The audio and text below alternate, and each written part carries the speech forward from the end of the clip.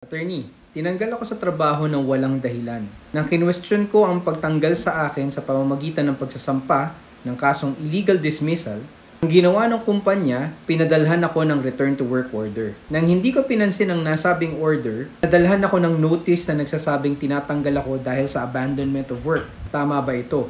Hindi po. Ayon sa Korte Suprema sa kasong Robustan Incorporated versus Court of Appeals and Wilfredo Wagan, GR number 223854 na dinesisyonan noong 15 March 2021, ang abandonment of work ay may dalawang elemento.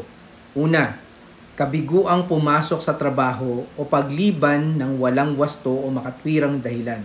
Pangalawa, malinaw na intensyon na tapusin ang employer-employee relationship.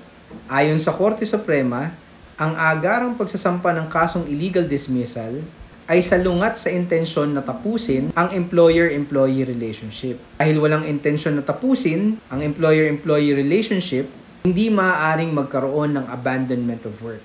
Ibig sabihin nito, maaaring magpatuloy ang iyong kasong illegal dismissal laban sa iyong kumpanya.